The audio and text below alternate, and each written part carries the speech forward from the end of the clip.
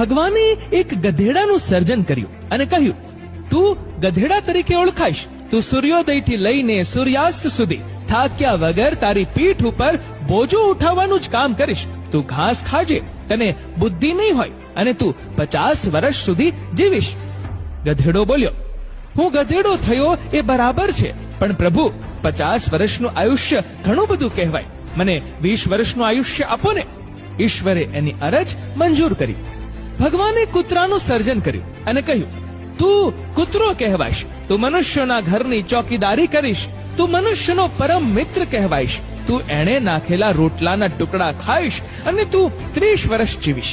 કૂતરાએ કહ્યું, હે પ્રભુ, 30 વર્ષનું આયુષ્ય તો ઘણું કહેવાય. 15 વર્ષ રાખો ને. ભગવાને મંજૂર કર્યું.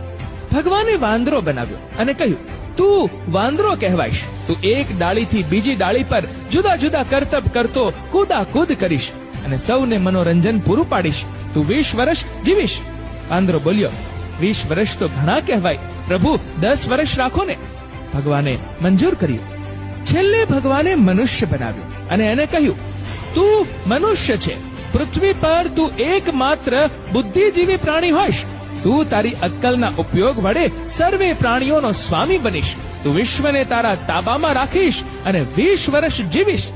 માણસ બોલ્યો, પ્રભુ, હું મનુષ્ય ખરો, પણ 20 વર્ષનું આયુષ્ય ઘણું ઓછું કહેવાય. મને ગધેડાએ નકારેલ 30 વર્ષ, કૂતરાએ નકારેલ 15 વર્ષ અને વાંદરાએ નકારેલ 10 વર્ષ પણ આપી દો ને. ભગવાને મનુષ્યની ઈચ્છા સ્વીકારી લીધી. ત્યારથી માણસ પોતે માણસ તરીકે 20 વર્ષ જીવે છે. લગ્ન કરીને 30 વર્ષ ગધેડો બનીને જીવે છે. પોતાની પીઠ પર બધો બોજો ઉપાડી સતત કામ કરતો રહે છે. બાળકો મોટા થાય એટલે 15 વર્ષ કૂતરા તરીકે ઘરની કાળજી રાખી જે કંઈ મળે તે ખાઈ લે છે.